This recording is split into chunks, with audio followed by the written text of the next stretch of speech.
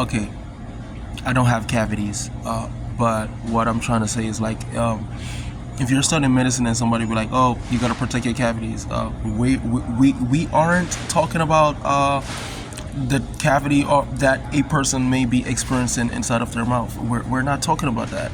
We are actually talking about the anal cavity, which happens to be the anus. The anus happens to be an attachment of the rectum. The rectum happens to be where the your fecal matter would be actually being stored inside of, and that's actually prior to it. That's actually prior to the duodenum sending whatever it doesn't need for the body. That's bad. So the duodenum would actually send it to the rectum. And how this actually starts, it starts from the GI tract, which starts from the mouth, and it goes straight to the anal cavity, which happens to be the anus. So that's actually interesting. My thoughts to that is like we gotta actually protect our cavity, which happens to be the anal cavity. And how I say that, and the reason why I say that is, like I said, the anal cavity happens to be an attachment, or it's actually a part of the GI tract, because the GI tract starts from the mouth and ends through the actual anus. And what happened is the anal cavity is literally an attachment, or it is, let's say, the excretory system. And well, there's actually to me there's actually two ways of excreting, two major way of excreting things out the body.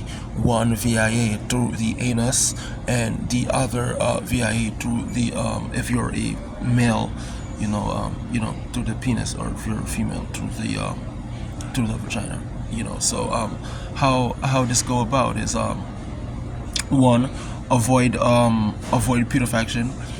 Meaning that, like, putrefaction is that basically you would literally avoid putrefaction by eating food that's simple instead of complex, because the body would actually have to break these food down to the simplest form before it goes through, experience digestion.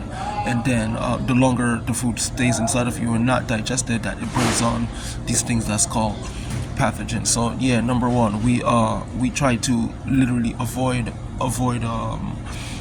putrefaction. And two, see how it is like, remember, so the GI tract is literally an attachment, or it is one with the anal cavity. And if you're gonna eat all of these food, and it's gonna literally come out the anus, but the food has to literally stores inside of the rectum.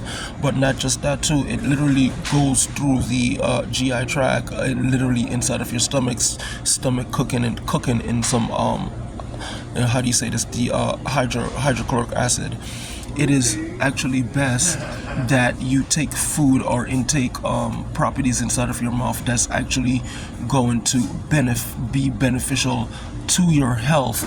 Because if it's not beneficial to your health, yes, it's going to come out. It may take a long time, but what we're trying to actually eliminate is these things actually sticking to the walls of the rectum.